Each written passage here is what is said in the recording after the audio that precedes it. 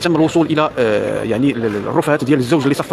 صفت ليه الزوجه ديالو هنا بمدينه مرتين على مستوى حي واد المالح. فالان متابعينا الكرام يتم يعني ارجاع يعني التراب والرمله يعني اللي تم الحفر ديالها من طرف يعني متابعينا الكرام رجال الانعاش الوطني. فكل تحيه وتقدير لهاد الناس اللي تاهما كذلك يعني ضربوا تماره وعاونوا الشرطه باش انهم يوصلوا لرفات الجثه ديال الزوج اللي صفت ليه الزوجه ديالها. هذه تقريبا الان واللي حصريه واللي غادي نقسموها معكم متابعينا الكرام من خلال قناه شوف قناه الشعب، وهو ان هذه الزوجه يعني كانت ذكيه جدا واعتقدت بانه يعني من خلال انها غادي توضع يعني الصور ديال الزوج ديالها وديال الابن ديالها في برنامج مختلف فهي غادي تفلت او غادي تضلل العداله. ولكن متابعينا الكرام كما قلنا دائما وابدا فالروح عند الله عزيزه متابعينا الكرام، وهذا يعني اللي يعني ما دارتوش في الحساب ولا ما دارتوش متابعينا الكرام في الاحتمالات ديالها هذه الزوجه اللي قامت بالتصفيه ديال الزوج ديالها. وبطبيعه الحال فقبل قليل متابعينا الكرام كما قلنا فتم نقل يعني الرفات ديال الزوج اللي هذه مده 12 سنه يعني وجودتها ديالو، فهي ظلت يعني متابعينا الكرام بالمنزل ديال العائله تحت التراب. ولكن كما قلنا دائما وابدا فالروح عند الله عزيزه متابعينا الكرام. والاشاره في هذه الزوجه هذه فاستغلت حتى الصحافه يعني ما طرقتش غير الابواب ديال البرنامج مختلفون، ولكن وضعت الصور ديالو من خلال بعض الصفحات اللي مشهوره هنا بمدينه مرتين. وكذلك سبق لها انها صورت في هذا الموضوع مع بعض الصحافه باش تزيد تضلل العداله بانه فعلا بان الزوج ديالها بانه اختفى عن الانظار او توارى عن الانظار. وحنا كنعرفوا بان يعني بعض المشاكل اللي كتوقع في العائله او بعض الامراض النفسيه فهي كتدفع العديد من الازواج وبعض يعني الافراد ديال الاسر انهم يغادروا المنازل ديالهم دون سابق انذار. ولكن للاسف الشديد متابعينا الكرام فهذه الزوجه يعني من بعد ما قامت بالتصفيه ديال الزوج ديالها اكيد بان باقي التفاصيل والتحقيقات اللي غادي تباشرها ولايه امن تطوان فهي غادي تكشف على حيثيات وشنو وقع بالضبط، شنو الاسباب ديال هذه الجريمه. ولكن غالبا الجرائم اللي كتوقع ما بين الازواج بان الزوج يفكر انه يتزوج او كتكون خيانه زوجيه سواء من طرف يعني الزوج او الزوجه. هذه الاغلب ديال الجرائم اللي كتادي متابعينا الكرام لمثل هذه الجرائم. متتبعي قناه شوف قناه الشعب فصراحه مدينه مرتين تهتز على جريمه بشعه. وكما قلنا فهذه الجريمه هذه وقعت تقريبا هذه عقد من الزمن ونصف هنا بمدينه مرتين على مستوى حي الواد المالح هنا بمدينه مرتين. وكما كتشاهدوا معنا متابعينا الكرام من خلال هذه الصور التي تاتيكم على المباشر فرجال الانعاش الوطني فهما من بعد يعني الشرطه اللي استعنت بالكلاب البوليسيه المدربه وكذلك الشرطه العلميه والتقنيه ووصلوا للرفات ديال الجثه اللي تم النقل ديالها متابعينا الكرام مستودع الاموات من اجل اجراء يعني التشريح الطبي لمعرفه الاسباب الحقيقيه. واش هذه الجريمه كانت عن طريق الحقل يعني عن طريق الخنق ولا يعني قامت يعني ان الزوج يعني تناول شي مواد سامه ولا انها قامت بالطعن ديالو بواسطه يعني سلاح ابيض او انها ضربته على المستوى ديال الراس بهره او ما الى ذلك. يعني هذه الجرائم اللي معروفه وهكذا كيتم يعني الجرائم اللي كنعرفها يعني مختلف الجرائم العاديه فكتكون بهذه الطريقه. اذا متابعينا الكرام كما قلنا فالتشريح الطبي فهو غادي ياكد متابعينا الكرام شنو الاسباب ديال الوفاه. وكذلك التحقيقات اللي كتباشرها الان يعني الشرطه القضائيه بمدينه تطوان بولايه امن تطوان فهي غادي تكشف وفاه هذه الزوجه. فهي اعتقدت بانها من خلال انها غادي توضع الصور ديال الزوج ديالها في برنامج مختفون بانها غادي تقوم بتضليل العداله. ولكن للاسف الشديد فالروح عند الله او لا عفوا ماشي للاسف الشديد فالحمد لله والشكر لله ان يعني الروح عند الله عزيزه وبالتالي تم الكشف على خيوط هذه الجريمه البشعه متابعينا الكرام متابعي قناه شوف قناه الشعب. والاشاره في هذه الجريمه يعني خلفت استياء وتذمر في نفوس مجموعه من الجيران اللي كانوا كيعرفوا الضحيه وكانوا كيعرفوا حتى هذه الزوجه هذه للاسف الشديد فهما يعني بقاو يعني مصدومين ان زوجها تقوم بتصفيه الزوج ديالها وتبقى لها هذه المده هذه كامله وانها تعيش في نفس يعني المنزل يعني وتاكل وتنعس وتشرب ويعني ومتابعينا الكرام وتعيش جميع الاعياد والزوج ديالها يعني من تحت منها يعني مدفون في التراب. فاكيد يعني شيء صعب ولا يتصوره العقل لان الانسان العادي انه مجرد انه غادي يقوم بهذه الجريمه فاكيد انه ما غادي يديش النعاس ولا انه غادي يفكر انه يهاجر ولا يبيع هذا المنزل ويمشي لمنزل اخر. ولكن هذه الزوجه هذه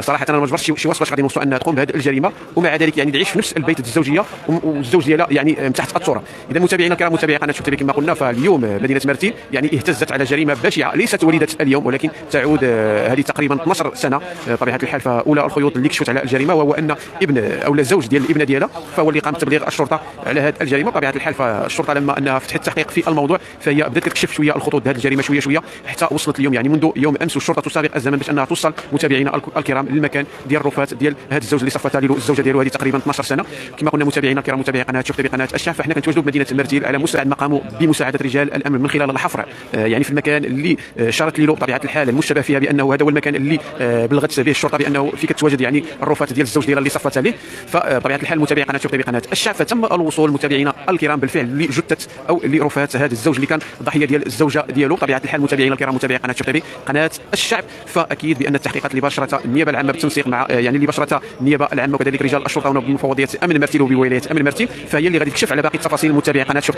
قناه الشعب. اذا متابعينا الكرام لازلنا يعني متابعينا الكرام يعني نتابع من خلال هذا المباشر هنا بمدينه مرتين يعني العمليه ديال ارجاع التراب الى مكان الرفات اللي تم الاخراج منه يعني الرفات ديال الزوج اللي صفتها له الزوجه ديالو. وكما قلنا متابعينا الكرام متابعي قناه شوف فهذه الزوجه يعني انها يعني اعتقدت بانها ربما من خلال انها غادي توضع الصور ديال الزوج ديالها في برنامج يعني مختفون وكذلك الاستعانه ديالها ببعض يعني رجال رجال الاعلام والصحافه انها تصور معهم في هذا الموضوع متابعي قناه شوف تي في قناه الشعب بان الزوج ديالها يعني اختفى فجاه او انه غادر، خصوصا وان يعني مثل هذه الحوادث فهي تقع بين الفينه والاخرى بسبب يعني بعض الجرائم يعني متابعينا الكرام او الامراض النفسيه اللي كيعرفها المجتمع المغربي. فالزوج او احد افراد الاسره فهو كيغادر بيت الزوجيه، وبالتالي فهي اعتقدت متابعينا الكرام متابعي قناه شوف تي في بانه من خلال يعني هذه الخطوه اللي دارت بانها غادي تنجح في تضليل العداله، ولكن ولله الحمد فالروح فهي عزيزه عند الله عز وجل متابعينا الكرام. وبالتالي فاليوم تم بشكل رسمي فك خيوط هذه الجريمه كما قلنا متابعينا الكرام متابعي قناه شوف تي في. فمنذ امس الاربعاء والشرطه وهي تسابق الزمن لفك خيوط هذه الجريمه اللي تقريبا هذه عقد من الزمن، وطبيعه الحال والزوجه فهي حاولت انها تخفي المعالم ديال هذه الجريمه، ولكن الحمد لله انه تم الوصول الى المشتبه فيها متابعينا الكرام متابعي قناه شوف تي في قناه الشعب. وللاشاره فالدوافع ديال هذه الجريمه لحدود الان ف يعني الشرطه هي اللي غادي تكشف عليها واش الزوج انه فكر يتزوج، واش ان الزوج كانت عنده علاقه ببشرته الشرطه القضائيه ديال ولايه امن التطوان متابعي قناه شوف تي في قناه الشعب. اذا متابعينا الكرام اليوم استنفار امني هنا بمدينه مرتين على مستوى حي واد الملاح هنا بمدينه مرتين. طبيعه الحال فمن بعد ما تناهى الى علم الشرطه يعني تقريبا هذه يوم الثلاثاء والشرطه يعني تفك خيوط هذه الجريمه للوصول متابعينا الكرام لفك خيوط هذه الجريمه. كما قلنا متابعينا الكرام اذا كما قلنا متابعينا الكرام فاليوم تم فك خيوط هذه الجريمه، وبالتالي تم الوصول الى رفات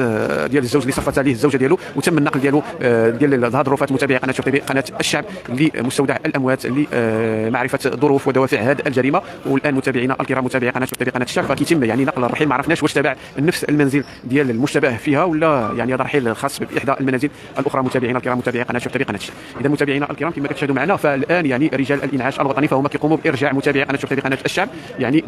يعني التراب اللي متابعينا الكرام كانوا حفروها باش انهم قاموا بالازاله ديالهم باش انهم يوصلوا لرفات يعني الزوج اللي صفت عليه الزوجه ديالو هذه لمده 12 سنه متابعينا الكرام متابعي قناه شوف تي في قناه الشعب.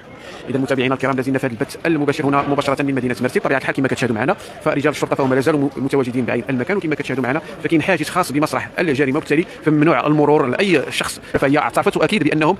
هذه الزوجه هذه فغادي تكون ذكيه، وبالتالي فحتى الاعترافات لمتابعينا الكرام يعني حاله ديال الاختفاء وبان الزوجه يعني الرجل ديالها فهو غادر متابعينا الكرام يعني غادر البيت ديال لله الحمد متابعينا الكرام متابعي قناه شوف تي في. فالروح عزيزه عند الله، فشحال ما طال الصباح تشرق الشمس يعني، وهذا ما وقع لهذه الزوجه من بعد يعني ما اعتقدت بانها صافي يعني فلتت من العقاب واللي كان فجات واحد اللحظه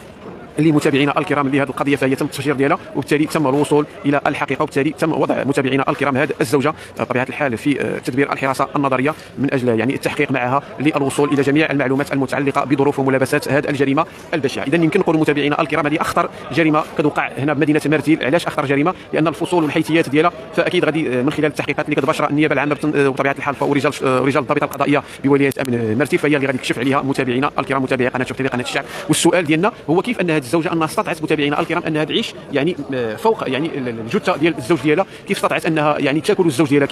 كاين تحت، كيف استطاعت انها يعني تعيش الاجواء ديال العيد متابعينا الكرام وتعيش في نفس الشقه. فيعني صراحه مجموعه من الاسئله تتبادر الى الذهن، فاكيد بان الروح عزيزه عند الله، وبالتالي فاي واحد انه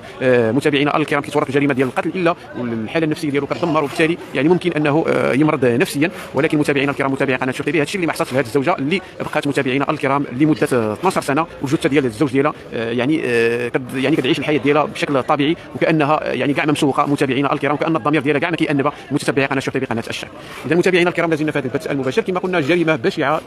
تعرفها مدينه مرتين على مستوى حي الواد الملاح. الزوجه قامت بالتصفيه ديال الزوج ديالها، وبطبيعه الحال في هذه الجريمه فهي هذه وقعت هذه تقريبا 12 سنه وبقات يعني هذه الجريمه يعني مختفيه من بعد ما اوهمت متابعينا الكرام هذه الزوجه يعني الجيران والاقارب والعائله اللي كانت كتجي كتسول على الزوج فين مشى، وبالتالي فهي باش انها متابعينا الكرام انها تحاول تبعد الشبهه ديال الاختفاء ديال الزوج ديالها وتزيد انها يعني حتى شي واحد مدحوم الشكوك بانه تعرض لمكروه معين، فهي وضعته متابعينا الكرام الصوره ديالو فهي وضعتها في برنامج مختفل، وكان سبق لها انها صورت مع مجموعه من رجال الاعلام والصحافه باش تزيد توهم الناس وكذلك